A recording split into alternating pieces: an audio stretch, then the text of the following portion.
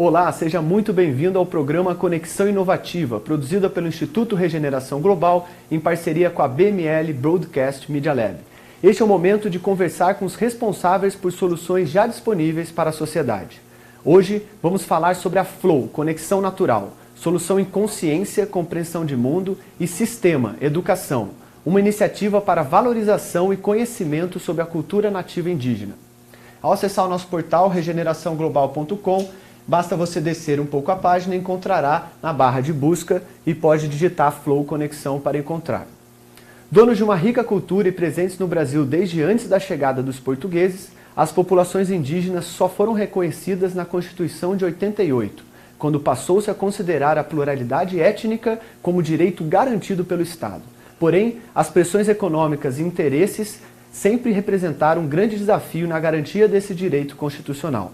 O censo de 2010, realizado pelo IBGE, constatou que atualmente há no Brasil cerca de 820 mil indígenas de mais de 300 etnias diferentes, falando 274 línguas. Deste total, mais de 500 mil estão na zona rural e a grande maioria na região norte do país. Existem 505 terras indígenas demarcadas, representando 12,5% do território brasileiro. Mas como conectar toda essa cultura ancestral à população urbana, muitas vezes alheia a esta realidade? E principalmente os jovens estudantes que serão os futuros líderes da nação. Para conhecermos uma solução que propõe essa iniciativa, vamos conversar com Luiz Calderon, idealizador da Flow Conexão Natural, que conecta a cultura indígena às escolas das cidades. Até lá!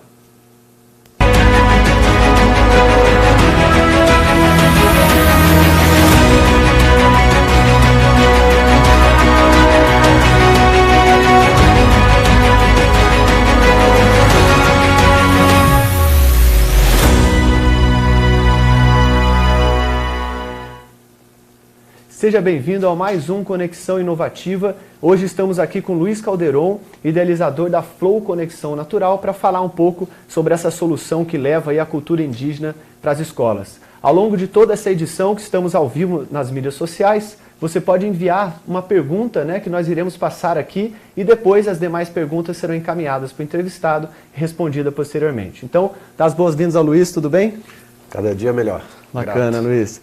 Bom, então, Luiz, nós vemos esse assunto que é muito complexo, no país, e você que tem trabalhado com essa cultura, como que você vê que toda essa riqueza cultural que eles podem representar, o que representaria de ganho para a nossa sociedade urbana, se a gente tivesse uma conectividade maior entre eles? Fabiano, primeiramente, grato aí pelo convite. Um intercâmbio cultural com os povos originários da nossa terra é basicamente a gente se reconectar com a nossa história. Hoje, muitas das palavras que a gente tem no Brasil advêm da cultura indígena, Muito da medicina que a gente tem também é a partir desse conhecimento ancestral que os indígenas têm. Então, hoje, esse intercâmbio, toda essa conexão que é possível a gente ter com os indígenas, faz com que a gente valorize o que eles são chamados hoje guardiões da floresta. Hoje, a área mais protegida do Brasil são as áreas de reserva indígena. Então, só nessa análise a gente vê o nível de importância que tem esse contato com eles, de entender a relação que eles têm com a natureza. É um método de vida diferente, é distinto. Então, justamente sobre esse método de vida, às vezes as pessoas que estão nos ouvindo não conhecem nada, assim, às vezes ouviram falar muito, de forma muito superficial. Como que você diria, assim, como que se estrutura, lógico que tem diferentes etnias, tudo, mas como que se estrutura essa cultura indígena, assim, como que é a formação dela, assim? Sim. Socialmente, existe uma hierarquia, Então, toda aldeia, ela vai ter a sua casa de reza, ela vai ter um espaço para reunião, vai ter sempre um pajé, E o pajé, ele detém como um presidente as informações mais importantes para a tribo, no sentido de intercâmbio não só de gestão física, mas também de comunicação com o mundo extrafísico. Então o pajé, ele é aquela figura que se conecta com algo superior e transmite para a tribo. Bacana. Às vezes a tribo tem alguma necessidade e a partir desse contato que ele vai buscar respostas para poder auxiliar a tribo. Abaixo do pajé tem sempre um cacique que aí cuida mais das partes políticas, né, de recursos, ele que é normalmente o mais ativo nessa questão de contato com o urbano, etc. E aí tem o vice-cacique e por aí vai se ramificando. E a gente às vezes pensa, né, que o homem sai para caçar e a mulher fica plantando, né, mas não necessariamente é assim também, né? Não, existem etnias em que a mulher ela é extremamente ativa, não só na questão de plantio e de feitio de artesanato, mas existem mulheres indígenas que são consideradas quase lendas vivas, que são guardiãs mesmo, assim, que elas têm uma força, uma presença que outras etnias valorizam e respeitam, reconhecem. Então vai além dessa questão de mulher que cuida do lar, que cuida da família, né? Então tem o papel da mulher dentro da cultura indígena, ela é muito valorizada, é um papel muito forte, né? Então não é algo subjugado como na construção histórica que a gente tem paternalista ocorre, né, até hoje. Né? Diria que toda essa luta que a gente vê do feminismo, de todas essas coisas, nas questões indígenas isso já é bem resolvido já. A mulher tem que ser empoderada dentro dessa relação cultural. Também, mas digamos que nesse contato com o urbano, as mulheres indígenas começam a ver algumas coisas na cidade e começam a refletir, porque o fato dos indígenas serem povos conectados com a natureza não significa que eles já são os seres mais evoluídos e já plenos e completos na sua escala, né, de evolução, de aprendizado. Então, constantemente, a gente tem o que aprender e os indígenas também têm o que aprender. Então, esse intercâmbio gerou uma reflexão dentro das mulheres indígenas, mesmo elas sendo já valorizadas e reconhecidas, ainda assim elas falaram, eu vou comprar essa ideia também, né? E as mulheres, quando teve a passeata das mulheres indígenas, as mulheres não indígenas também foram lá apoiar as mulheres indígenas. Então, esse contato entre mulheres indígenas e não indígenas tem sido super saudável. E um outro contato também de grande impacto é a questão tecnológica, né? Eu queria que você falasse um pouquinho disso, né? Porque a gente ainda vê muitas pessoas falando, é indígena, mas está usando smartphone, né? Então, assim, poxa, né, a pessoa também ela pode ter acesso aos avanços da vida moderna, né? Mas como que é isso, você que está em contato assim, com os indígenas, esse avanço da tecnologia nesses locais? Como a gente vinha falando desse intercâmbio, da relação do indígena no urbano, justamente ele precisou ter esse traquejo de se relacionar com a cidade, com o urbano, para que ele não ficasse sendo... né, um bobo, digamos assim, sem conhecimento nenhum e exclusivamente restrito à sua área indígena. Então, ele precisa sim sair da aldeia, se instrumentalizar para poder ter voz dentro do urbano e aí voltar para a aldeia, manter toda a sua tradição, sua cultura, mas hoje a gente vê indígena que é mestre, né, que é linguista, que é autor de livros, então... é necessário que o indígena saia da aldeia e se fortaleça fora da aldeia para que mantenha a aldeia fortalecida. Então, o fato do indígena estar no urbano e usando um celular, dirigindo, né, tem carro, não o torna menos indígena. Sim. Na verdade, Darwin fala sobre a adaptação das espécies. Sim. E a gente precisa entender que o indígena ele mantém a sua tradição e a sua cultura independente de onde ele estiver.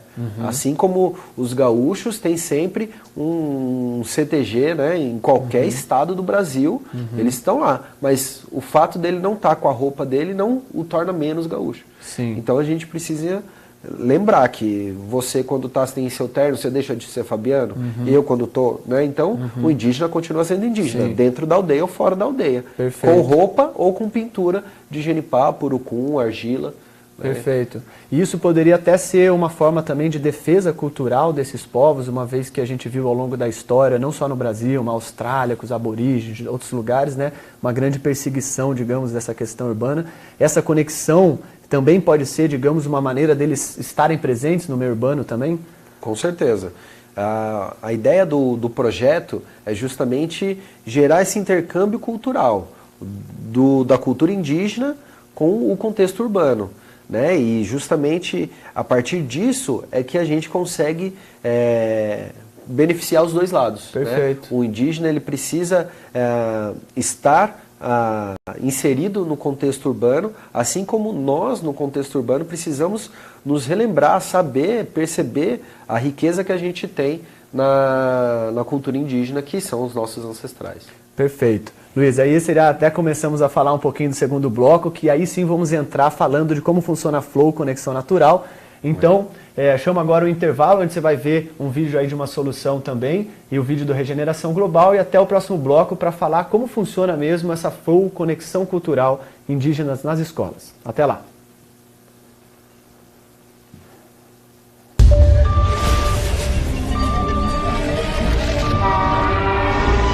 O desequilíbrio da sociedade em que vivemos é evidente. Existe muito debate e notícias focadas nos inúmeros problemas que criamos. Mas por que não dedicamos toda essa energia para as soluções que podem nos levar a uma nova forma de viver? Conheça o Instituto Regeneração Global. Queremos criar de forma colaborativa a primeira biblioteca global de soluções para organizar todas as iniciativas que já existem para a melhoria das nossas vidas. Todas as soluções são divididas nas 8 áreas essenciais da humanidade e com rápido acesso aos inventores e responsáveis. O mundo precisa de regeneradores. Apoie as soluções e faça parte deste movimento. Acesse o portal e saiba mais.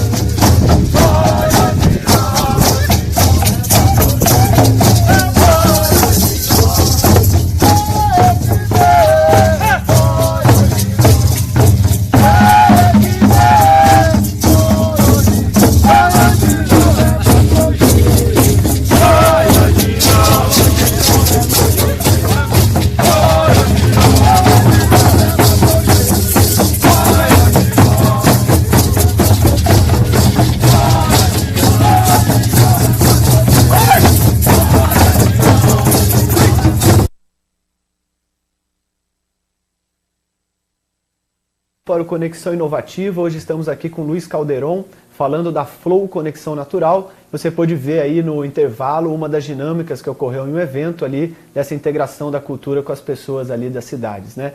Então, Luiz, vamos então, né, entrar aí na Flow Conexão Natural. Fala um pouquinho esse projeto, então. A ideia é levar os indígenas, pegam caciques, assim, são pessoas líderes das suas tribos, para as escolas. Como funciona? A Flow Conexão Natural, ela tem um projeto, e esse projeto é o Índio na Escola, e a partir desse projeto eu tenho contato com algumas etnias, e aí eu seleciono entre 4 a 8 indígenas, né, que vai na escola e apresenta, né, canto, dança, né, fala um pouco da cultura indígena. Quando a escola dá espaço, a gente faz rodas de conversa, então separa um indígena para cada grupo de alunos, né, 10, 15 alunos, e aí os alunos podem fazer perguntas, né?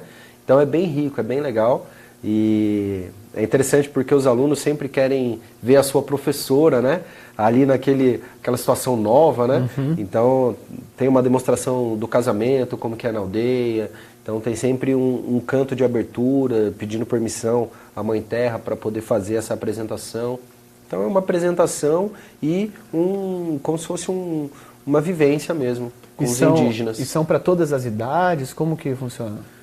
A gente já passou desde escola de berçário, escola infantil com criança de colo, né? E aí foi num horário em que os pais estavam indo buscar as crianças, então foram um pouquinho antes. E aí aquelas crianças, uma delícia ver, né, os olhinhos brilhando já desde pequenininho, né, alguns no colo dos pais, aí depois quer tirar foto, então é muito gostoso, até 12, 15, 20 anos, porque tem a possibilidade do projeto dentro de universidades e empresas, né? Então, não tem um limite para esse intercâmbio cultural indígena, né? E o que você percebe, assim, de principal, assim, que você fala, caramba, isso é muito legal, assim, de perceber?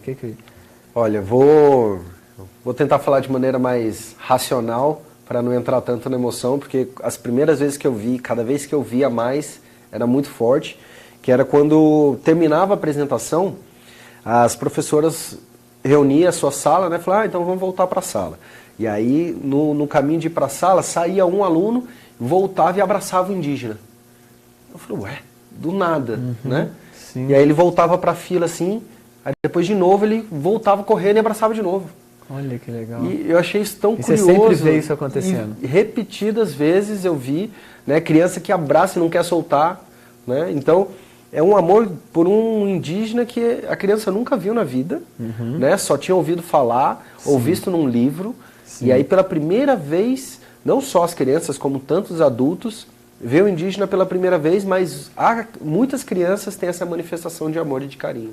E aí eu derreto, né? Muito bacana. E geralmente vocês fazem que tipo de atividade? Assim, são danças, pinturas, como que é?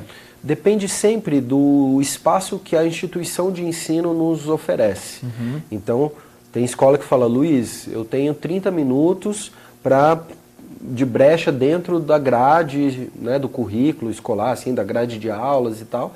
Então a gente adapta uma apresentação de dança, com canto, né, interagindo com as professoras, etc.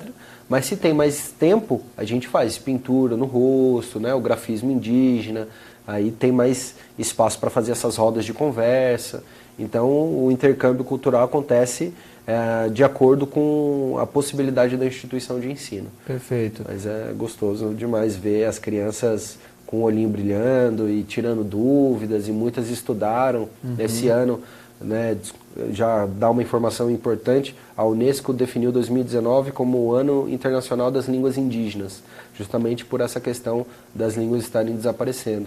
Então, muitas escolas esse ano estudaram durante todo o ano letivo sobre a cultura indígena. Então, a criança já chega com várias informações e quer confirmar e tirar suas dúvidas. Então, tem sido bem gostoso, bem rico. Muito bacana.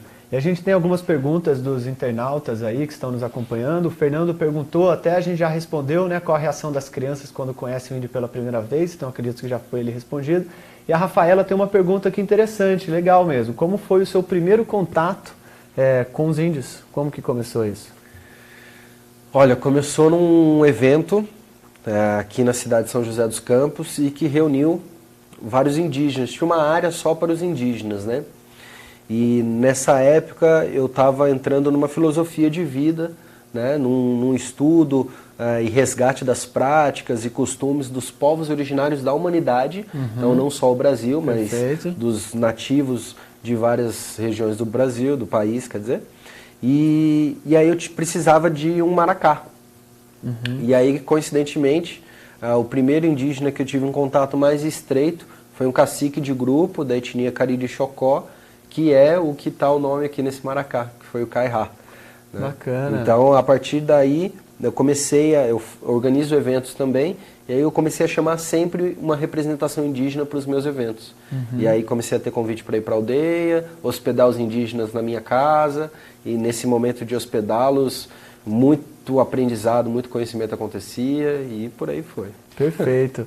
Pô, Luiz, e como que as pessoas podem entrar em contato com você, caso elas queiram levar, né, para as empresas, escolas, como que pode fazer o contato? Então hoje a Flow Conexão Natural tem um Instagram que foi montado recentemente, tem a página no Facebook, né?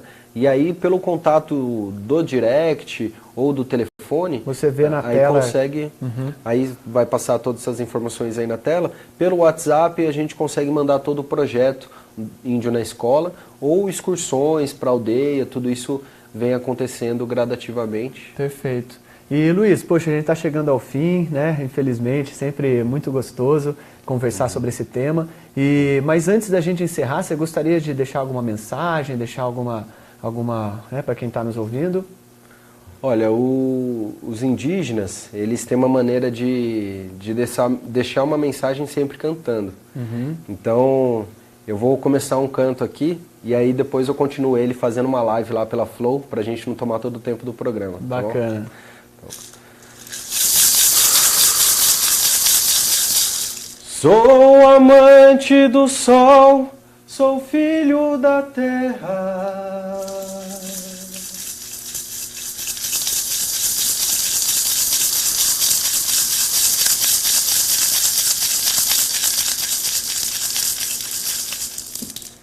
Esse é um canto que é um canto mais fechado, então eu vou deixar para puxar ele inteiro lá pela Flow Conexão Natural, mas toda a cultura indígena, ela tem uma relação muito forte com a natureza. Então, a gente vê que o mundo está em transição. E quando a gente não valoriza a cultura nativa, é como se a gente estivesse se suicidando, né? Então, acho que é mais a gente lembrar de se manter vivo, valorizando a natureza e os guardiões da floresta. Muito bom. Luiz, agradecer sua presença, esse projeto lindo, que possa ser expandido e valorizado, não aqui só no Brasil, mas que outras pessoas também com essa iniciativa pelo mundo, né, valorizar as raízes. Então, gente, ficamos por aqui. Mais um Conexão Inovativa, um programa para aproximar aí os responsáveis por soluções já disponíveis para a sociedade. Acompanhe as soluções ali no portal regeneraçãoglobal.com, todas as nossas mídias sociais e vamos juntos fortalecendo as soluções para um novo mundo de regeneração. Até o próximo programa.